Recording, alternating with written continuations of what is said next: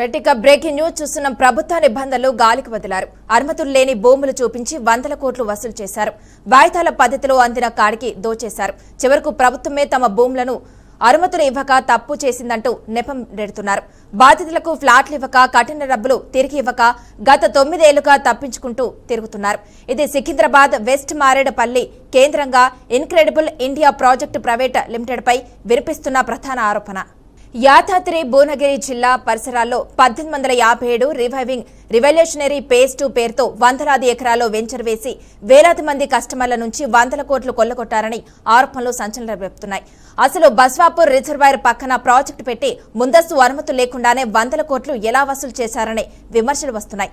ఇన్ని వందల మందిని ఇన్క్రెడిబుల్ ఇండియా నిర్వాహకులు మోసం చేస్తుంటే ప్రభుత్వ యంత్రాంగం ఏం చేస్తుందనే ప్రశ్నలు తలెత్తుతున్నాయి.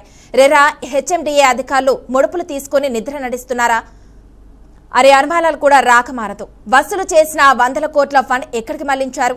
సంస్థ ఆస్తులను జప్తు చేసి బాధితులకు ఎందుకు న్యాయం చేయడం లేదు? సాక్ష్యాధారాలు, పేమెంట్ రసీదులు, కంపెనీ లెటర్లతో సహా భూ బాధితులు రోడ్డెక్కుతుంటే ప్రభుత్వ అధికారులు ఎందుకు స్పందించడం లేదు అనేది ప్రశ్నార్థకంగా మారింది. దీనికి సంబంధించి మరింత సమాచారాన్ని మా రీజనల్ కోఆర్డినేటర్ వెంకటరెడ్డి లైవ్ లో అందిస్తారు. వెంకటరెడ్డి చెప్పండి. గుడ్ మార్నింగ్ మానస. ఇక తెలంగాణలో రాష్ట్ర ప్రభుత్వం రియల్ ఎస్టేట్ మోసాలపై ఉక్కుపాదం మోపుతూ చట్టాలను కఠితరం చేస్తుంటే మరొక వైపుకు రియల్ ఎస్టేట్ సంస్థలన్నీ కూడా పేద ప్రజలను అదేవిధంగా మధ్యతరగతి ప్రజలను టార్గెట్ చేస్తూ వందల కోట్ల మోసాలకు పాల్పడుతున్నాయి. ఇక తాజాగా వెలుగులోకి వచ్చినటువంటి ఒక ఘటన యాదాద్రి భువనగిరి జిల్లాలో రుస్తాపూర్ సమీపంలో ఉన్నటువంటి ఇన్క్రెడిబుల్ ప్రాపర్టీస్కు సంబంధించి ఆ సంస్థ మోసాలు ఒక్కొక్కటిగా అయితే వెలుగులోకి వస్తున్నాయని చెప్పొచ్చు. 2017లో వెస్ట్ మారేడుపల్లి కేంద్రంగా ప్రారంభమైనటువంటి ఇన్క్రెడిబుల్ ప్రాపర్టీస్కు సంబంధించినటువంటి సంస్థలో 4 డైరెక్టర్లుగా ఉన్నారు. ఉత్తరప్రదేశ్తో పాటు మలబార్ ప్రాంతానికి సంబంధించినటువంటి 2 వ్యక్తులు, అదేవిధంగా హర్పిత్ కౌర్ అనేటువంటి మరొక వ్యక్తితో కలిసి ఒక సంస్థను ఏర్పాటు చేశారు.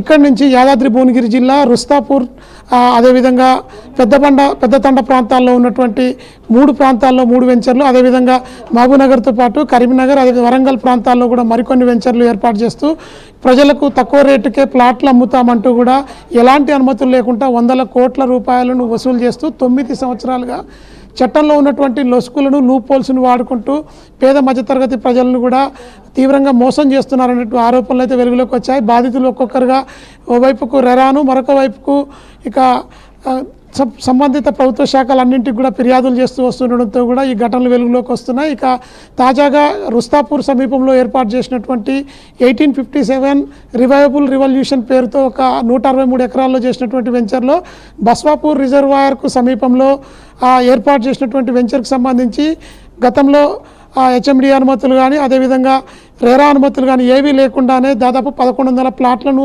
అమ్మినట్టుగా ఆరోపణలు ఉన్నాయి. దీనికి సంబంధించి వందల కోట్ల రూపాయలను ఉత్తరప్రదేశ్, అదేవిధంగా కేరళలో ఉన్నటువంటి మరికొన్ని ప్రాజెక్టులో కూడా రూట్ ఫండింగ్ చేసి అక్కడ ఇన్వెస్ట్ చేశారనేటువంటి ఆరోపణలు ఉన్నాయి.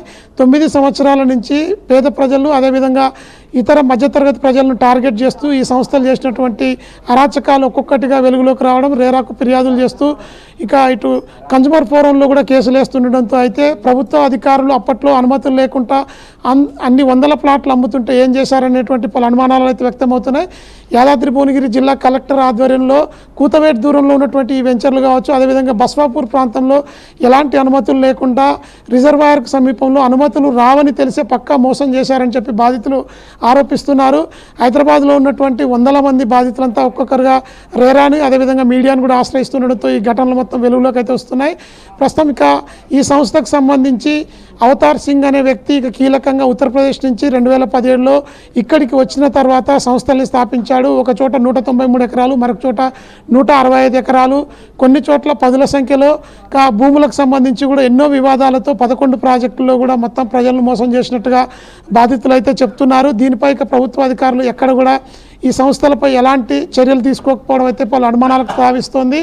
ముఖ్యంగా ఇటు ఒక్కొక్కరి నుంచి ఈఎంఐ పద్ధతుల్లో 18 లక్షల వరకు కూడా వసూలు చేస్తూ ఇక సంస్థకు సంబంధించినటువంటి హెచ్ఎండిఏ రేరా అనుమతులు ఏవీ లేకుండా కూడా 2026లో ఈసీ వచ్చింది, రేరాకు అప్లై చేశాము, హెచ్ఎండిఏ అనుమతులు వస్తాయి, ప్రాజెక్టు వల్ల అనుమతులు రావడం లేట్ అయిందంటూ కూడా బుకాయిస్తూ ప్రజలను అయితే మోసం చేస్తూ వస్తున్నారంటూ తీవ్ర ఆరోపణలు అయితే వస్తున్నాయి. ప్రస్తుతం ఇక ఇప్పటి వరకు అంటే 9 మందికి పైగా రేరాలో ఫిర్యాదులు చేశారు. మరొక వైపుకు ఇక కన్జ్యూమర్ ఫోరం స్టేట్ వింగ్కు సంబంధించి కూడా ఫిర్యాదులు వెలువెత్తుండడంతో దీనికి సంబంధించి ఆ సంస్థ నుంచి ఎలాంటి సమాధానం లేదు. అదేవిధంగా నష్టపరిహారం చెల్లించే అంశంలో కావచ్చు, తీసుకున్నటువంటి వసూలు చేసిన కోట్ల రూపాయలు తిరిగి ఇచ్చే అంశంలో కూడా ఎలాంటి స్పందన లేకుండా వారికే తిరిగి నోటీసులు పంపుతుండడంతో ఇక బాధితులు అయితే తీవ్ర ఆందోళనకు గురవుతున్నారు. తెలంగాణ రాష్ట్ర ప్రభుత్వం వెంటనే దీనిపై దృష్టి సారించి ఇన్క్రెడిబుల్ ఇండియా ప్రాపర్టీస్, అదేవిధంగా ఇన్క్రెడిబుల్ ప్రాజెక్ట్స్ ప్రైవేట్ లిమిటెడ్ సంస్థలకు సంబంధించినటువంటి 9 ప్రాజెక్టులపై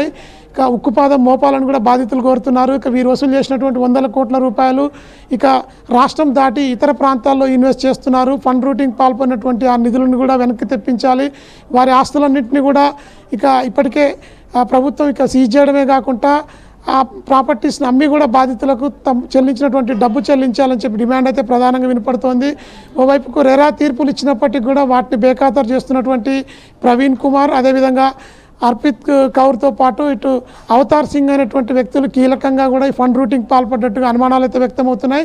ఇక ముగ్గురు కీలకంగా వెబ్సైట్లలో అందమైనటువంటి రంగురంగుల బ్రోచర్లు ముద్రించడమే కాకుండా వీరంతా కూడా ప్రజలను మోసం చేసేందుకు ఈఎంఐ పద్ధతుల్లో ప్రతి నెల 18,000 రూపాయల నుంచి 30,000 రూపాయల వరకు, మరికొన్ని ప్లాట్లకు 6,000 నుంచి 9,000 రూపాయల వరకు నెల వసూలు చేస్తూ 2018లోనే ప్రాజెక్టును పూర్తి చేసి ప్లాట్లు అందిస్తామని చెప్పారు. అయినప్పటికీ కూడా అక్కడ ఎలాంటి పర్యావరణ అనుమతులు లేవు. అదేవిధంగా గతంలో ఉన్నటువంటి డిటిసిపి లేఅవుట్గా ఉన్నటువంటి భువనగిరి ప్రాంతంలో ఉన్న ఆ జోన్ మొత్తం కూడా సిడిఎంఏ హెచ్ఎండిఏ పరిధిలోకి రావడం, మరొక వైపుకు రేరా పరిధిలోకి రావడంతో కూడా ఎక్కడ ఎలాంటి అనుమతులు లేకుండానే 1,100 ప్లాట్లను అమ్మినట్టుగా 1857 రివల్యూషన్ రివైవబుల్ అనేటువంటి ప్రాజెక్టుపై అయితే తీవ్ర ఆరోపణలు ఉన్నాయి. ఇక ఆ ప్రాంతంలో ఇక ఇప్పటికే కన్జ్యూమర్ ఫోరంలో వేసినటువంటి కేసులు ఓవైపుకు కోర్టు కేసులతో పాటు రేరాలో ఫిర్యాదులు కూడా ఉన్నప్పటికీ సంస్థ ఉలుకు పలుకు లేకుండా కూడా ప్రజలను మోసం చేస్తూనే 100 కోట్ల రూపాయలను స్వాహా చేసింది. అయినప్పటికీ కూడా ప్రభుత్వం నుంచి చర్యలు తీసుకోకపోవడంపై అయితే స్థానికంగా ఉన్న అధికారులపై అనుమానాలు అయితే వ్యక్తమవుతున్నాయి. వెంటనే దీనిపై తెలంగాణ రాష్ట్ర ప్రభుత్వం దృష్టి సారించి బాధితులకు న్యాయం జరిగే విధంగా ఇక ఇన్క్రెడిబుల్ ప్రాపర్టీస్కి సంబంధించినటువంటి ఆస్తులన్నింటినీ కూడా జప్తు చేసి బాధితులకు న్యాయం చేయాలనే డిమాండ్ అయితే ప్రధానంగా వినపడుతుంది. Manasa. Okay, thank you Venkat. నా పేరు కె ఆనంద్ రెడ్డి అండి. నేను ఇన్క్రెడిబుల్ ఇండియా వారి వెంచరు యాదాద్రి భువనగిరి జిల్లా పెద్దతండ విలేజ్ దగ్గర ఉండే వెంచర్లో 1857 రివైవింగ్ రెవల్యూషన్ వెంచర్లో 300 గజాల ప్లాట్ను మా అబ్బాయి కె దయాశంకర్ పేరున కొనడం జరిగిందండి. ఇందుకు గాను నెలకు 16,000 రూపాయలు మే 2021 వరకు 7,50,000 రూపాయలు జమ చేయడం జరిగింది. ఆ తర్వాత నేను ఇన్క్రెడిబుల్ ఇండియా ఆఫీసు వెస్ట్ మారేడుపల్లిలో విచారించగా వాళ్ళు దీనికి ఇంకా టైం పడుతుంది, పర్మిషన్ రావట్లేదు, ప్రభుత్వం మారినందువల్ల పర్మిషన్ రావట్లేదని రకరకాల సాగులు చెప్తూ సాగదీస్తున్నారు. ఇందుకు సంబంధించిన క్యాష్ రిసిప్ట్స్ మరియు ఇన్క్రెడిబుల్ ఇండియా వారు ఇచ్చిన పాస్బుక్ ఇవి నా దగ్గర ఉన్నాయండి. ఈ సంస్థ నుంచి మోసపోయింది నేను ఒక్కడనే కాదు, నాలాంటి వారు చాలామంది ఉంటారు. ప్రభుత్వము ఈ సంస్థ యొక్క ఆస్తులను జప్తు చేసి మోసపోయిన వారికి న్యాయం జరగాలని ఈ మీడియా ద్వారా నేను కోరుకుంటున్నాను.